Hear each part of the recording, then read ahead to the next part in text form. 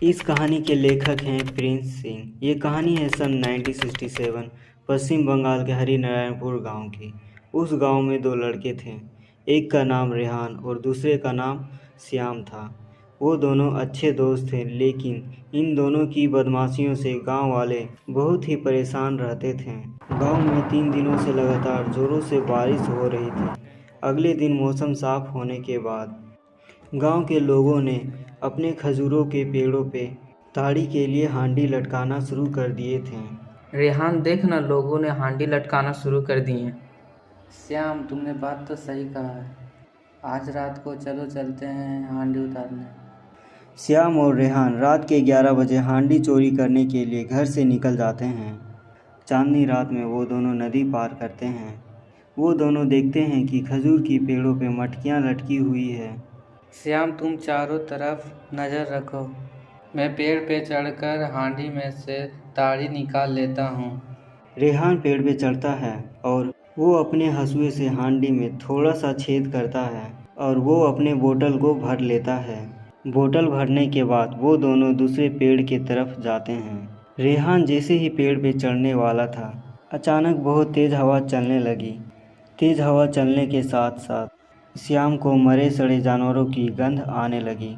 श्याम अपने चारों तरफ देखने लगता है, लेकिन उसे ऐसा कुछ भी दिखाई नहीं देता है।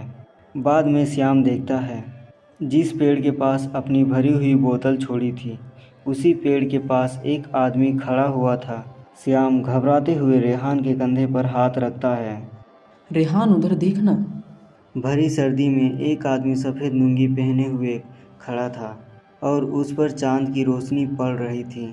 उनका चेहरा नहीं दिख रहा था, उनके सिर्फ सफ़ेद बाल दिख रहे थे। ये आदमी कौन है?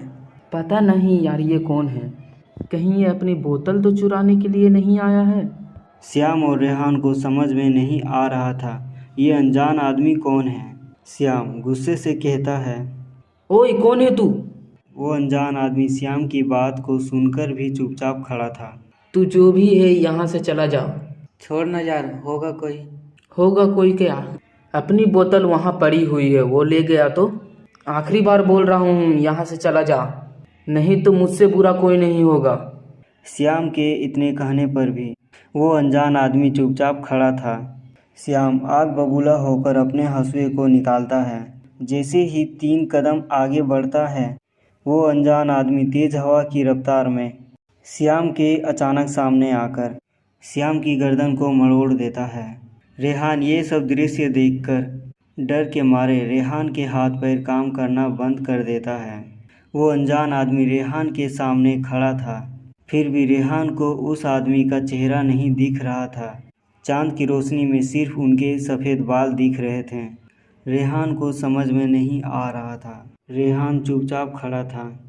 रेहान को जैसे ही होश आया, रेहान डर के मारे चीखते हुए अपने घर की ओर भागने लगा।